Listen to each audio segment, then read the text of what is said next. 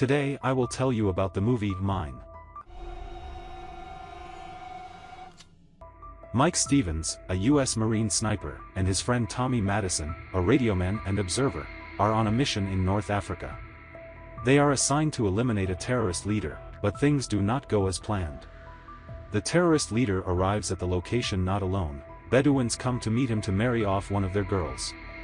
Mike hesitates, unsure whether this is the person they need to eliminate. The command insists on the elimination, but Mike does not pull the trigger. The bride and groom come into his sight, and when they move aside, Mike cannot identify the target, thinking it might be someone else. He lifts his rifle to respond to Tommy's objection, but the sun's glare on the scope is noticed by the terrorists' bodyguards. They open fire, and Mike and Tommy have to run. Thanks to a sandstorm, they escape the shootout alive, make contact with command, and head to the evacuation point in a Berber village a few kilometers from their location. Along the way, it turns out that Tommy has a little son waiting for him at home, and Mike has a girlfriend to whom he has not yet proposed. The sandstorm had blown away a "Beware of Mines" sign and brought it right under Mike's feet. He also finds a toy soldier in the sand, but Tommy decides it's an old sign and not worth paying attention to. As the friends cross another plane, Tommy steps on a mine, and Mike, trying to save him, steps on another explosive.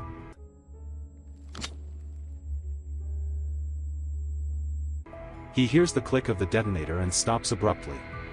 Tommy is left without legs, covered in blood, and unable to comprehend anything. Mike persuades him to inject morphine so that Tommy can reach for the backpack with the radio. He does so, but Tommy is in shock and unable to think clearly, thus he is unable to call for backup. Tommy decides to do something extremely strange and asks Mike to survive and, after his fatal act, to tell his son that Tommy loved him. Desperate, Mike fashions an axe from the shoelaces of a hatchet and the strap of a sniper rifle, using it to pull the backpack with the radio towards himself. However, the radio's batteries are dead, and the spare batteries are in Tommy's chest pocket. He connects the radio to a solar panel for charging. When the radio is charged and turned on, Mike manages to contact headquarters and report the situation. The command informs him that they can only evacuate Mike in 52 hours due to a shootout, so they cannot arrive at the evacuation site immediately. Mike sets a countdown on his watch and prepares to wait. He is running out of water, has little food, but that is not the main problem. Another sandstorm is approaching from the desert.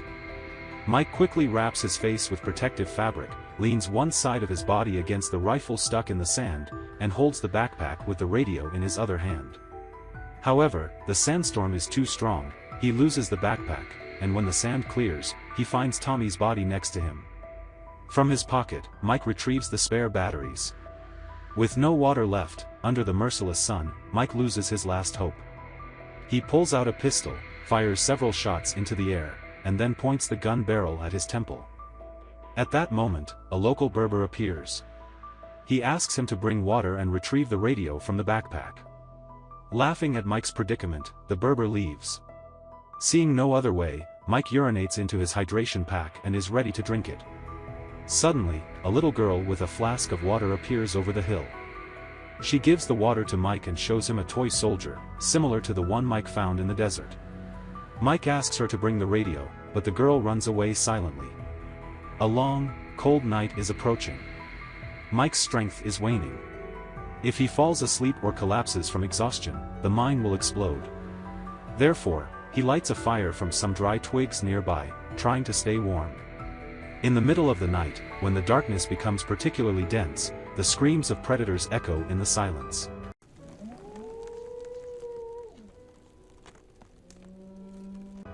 They keep Mike from sleeping, even when the fire of the small campfire dies out. Mike starts shooting, killing several animals. Then he turns on a flashlight and sees Tommy's body, which had been lying next to him all this time, being dragged away by hungry jackals. In the darkness, Mike is haunted by visions, memories from his childhood, like his father beating his mother. He even tries to fight with the imaginary father. As morning arrives, Mike is on the verge of collapsing from exhaustion. The Berber returns to him. He tells Mike he's lucky to have survived a night with predators and to have not yet detonated the mine. He advises Mike to free himself, to take a step, to move forward. But Mike takes this as mockery. They engage in a brief conversation. Mike asks the Berber to bring him the radio. He does so and then leaves. The hours in the heat drag on excruciatingly slow. Mike is plagued by hallucinations, visions from the past. He imagines that Tommy has come to life. Tommy stands up from the sand and begins talking to Mike. A new cold and dark night arrives, but this time Mike has no fire and no strength to fend off predators. The jackals slowly advance from the darkness. Mike weakly returns fire until he runs out of bullets. Then the predators pounce on him, tearing at his arms with their teeth, grabbing at his legs. Mike's consciousness throws him another vision from the past, of how he stood up for a waitress in a bar, beating 4 hefty rangers, and how that waitress would later become his girlfriend. When he comes to, Mike realizes that he has stabbed all the jackals that tried to eat him. Tommy, or rather his vision, was with Mike all night.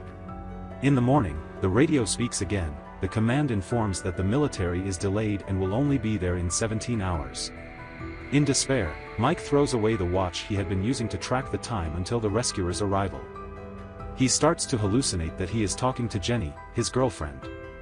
He apologizes to her, tells her he loves her, and begins to lose consciousness, but suddenly, the Berber appears and keeps him on his feet. The Berber treats Mike's wounds left by the predators, telling him that he's lucky to be alive and to hold on. They engage in another conversation, during which Mike learns that the Berber himself had once stepped on a mine. He and his daughter used to dig them up and sell them to partisans. Instead of mines on detonators, his daughter placed tin cans. One day, a mine exploded, killing his daughter and costing him his leg, now replaced by a wooden prosthesis. The Berber reveals that he was the one who brought Mike water, and the girl Mike saw was just a hallucination of his daughter.